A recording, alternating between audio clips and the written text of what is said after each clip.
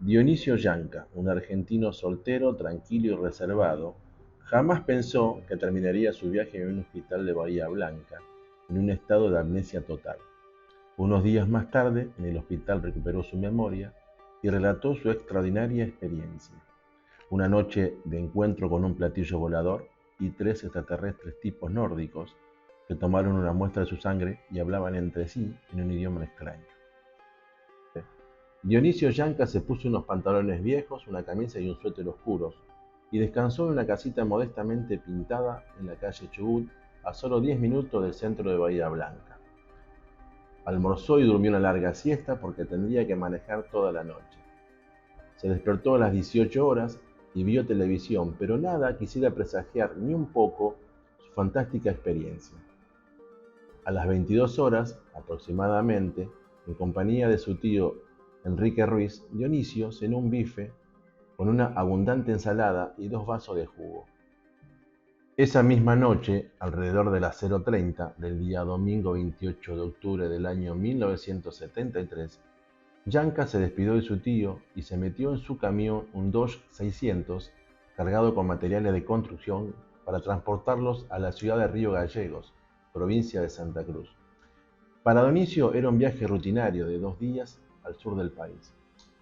Él pasó por una estación de servicio de la calle Don Bosco para poder cargar combustible, pero se dio cuenta que uno de los neumáticos estaba un poco bajo, pero le dio poca importancia y decidió revisarlo cuando llegue al pueblo de Médanos, alrededor de unos 30 kilómetros de distancia, para no perder más tiempo.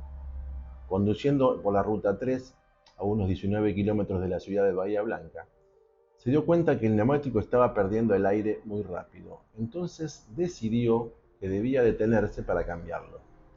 Lamentó no haberlo cambiado en la parada anterior, donde se había detenido hacía tan solo 15 minutos. Aproximadamente a la 1:15 de la madrugada, se detuvo a un costado de la ruta y empezó a sacar las herramientas con el gato y se puso a cambiar el neumático absolutamente solo, sin haber nadie alrededor para poder ayudarlo. La ruta estaba plenamente desierta, había cerca una zona boscosa y sus alrededores estaban totalmente oscuros.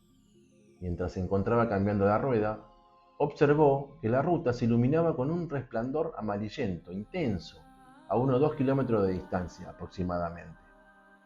Debido al color, pensó que podría ser los faros de un Peugeot y continuó trabajando sin prestar mucha atención.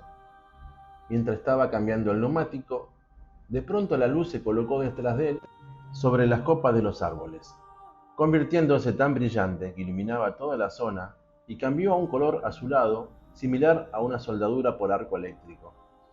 Cuando iba a levantarse para poder mirar hacia los árboles donde la luz provenía, se dio cuenta que no tenía fuerza en sus piernas para poder hacerlo.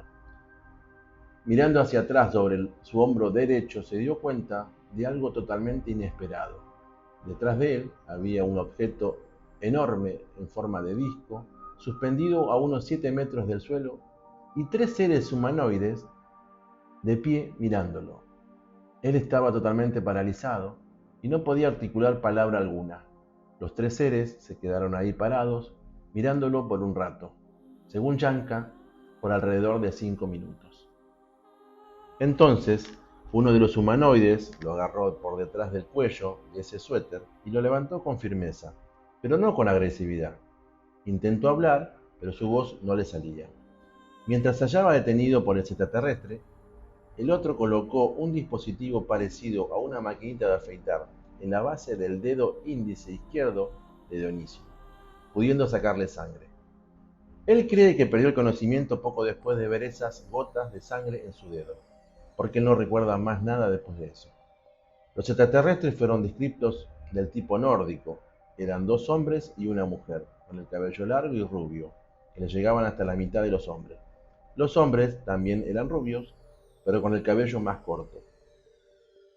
Eran altos, aproximadamente de 1,75 m, y vestían un uniforme gris de una sola pieza muy ajustado, botas anaranjadas y guantes largos que llegaban hasta la mitad de sus brazos.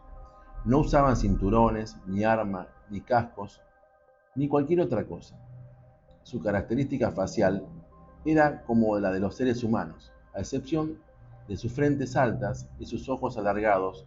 Hablaban entre ellos en una lengua extraña, que sonaba como una radio mal sintonizada, con chirridos y zumbidos. Dionisio no podía recordar cuándo se despertó, pero se cree que fue entre las 2 y las 3 de la mañana de ese domingo.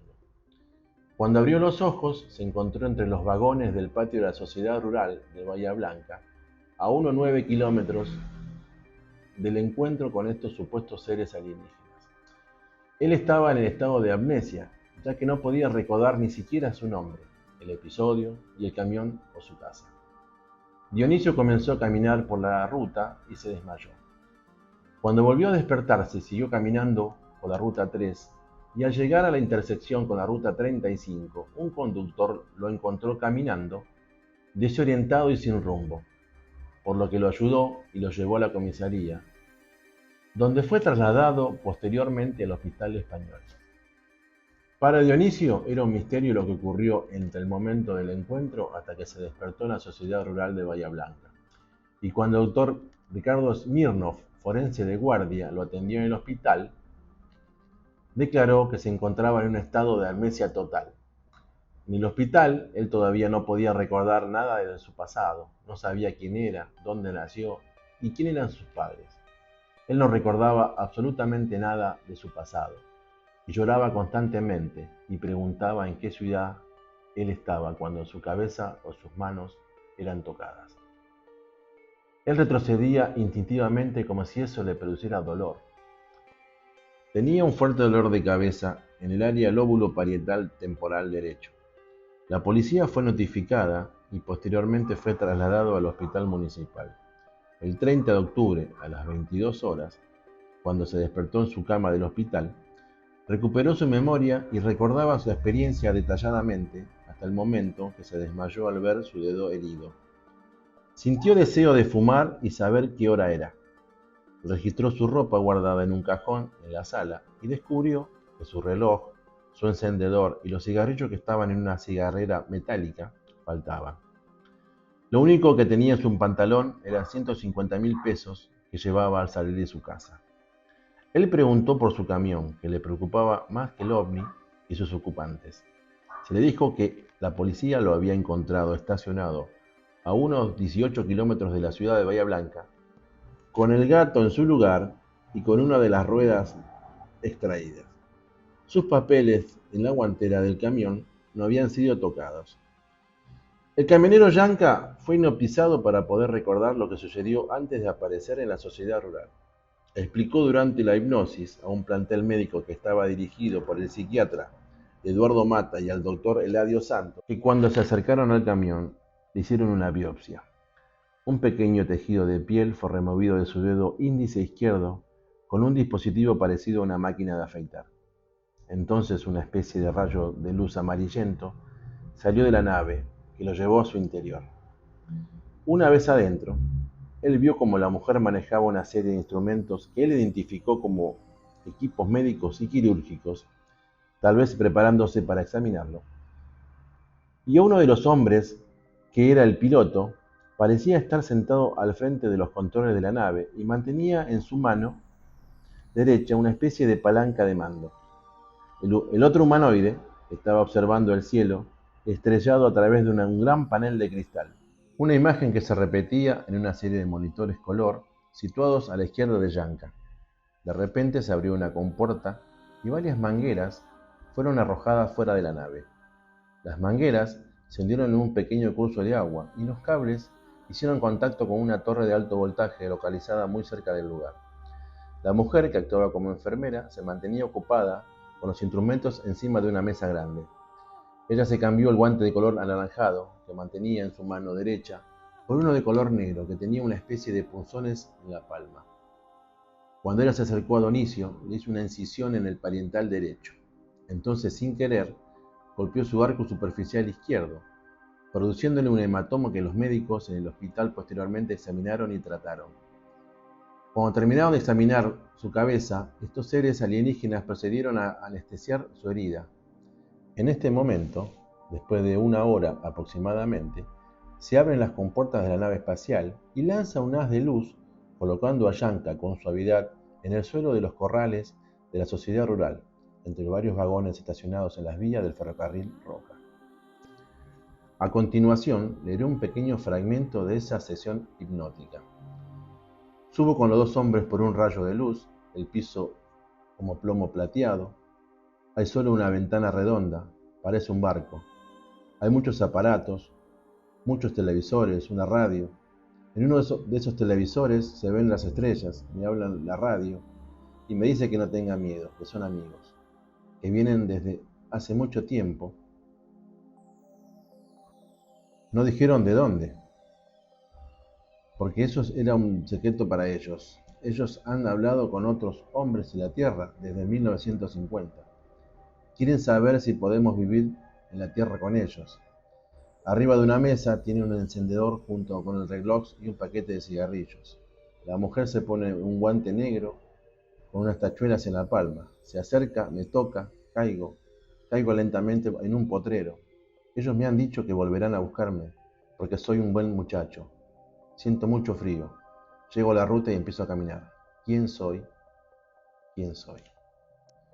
Dionisio fue liberado de la nave espacial completamente inconsciente.